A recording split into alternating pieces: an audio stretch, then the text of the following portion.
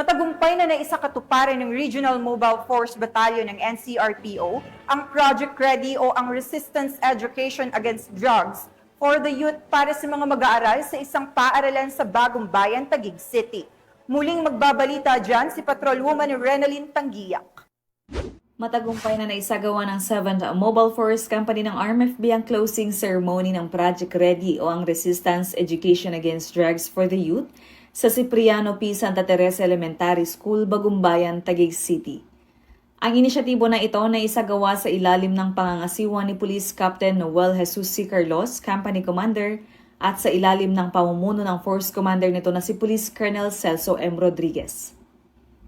Ito ay naglalayong bigyan ng kamalayan ng mga mag-aaral tungkol sa iligal na droga, ang mga masasamang epekto nito at ang epektibong estratehiya upang labanan ang tukso. Sa seremonya ay pinahayag ni Ginang Erna V. Barit, Master Teacher 2, ang kanyang taus-pusong pasasalamat sa batalyon, kung saan binigyang diin din niya ang mahalagang papel ng naturang mga hakbangin sa pagprotekta sa mga kabataan at pagtiyak ng mas magandang kinabukasan para sa bawat mag-aaral.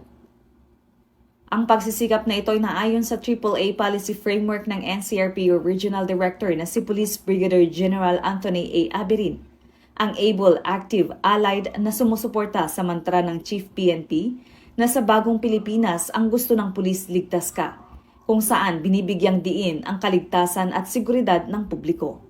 Ang Regional Mobile Force Battalion NCRPO ay nananatiling nakatuon sa pakikipagtulungan sa iba't ibang ahensya at organisasyon ng pamahalaan upang mapanatili ang matagumpay na pagsasagawa ng Project Ready upang isulong ang Drug-Free Environment Campaign. Of Cipriano P. Santa Teresa Elementary School, are you ready? We are ready to say no to drugs.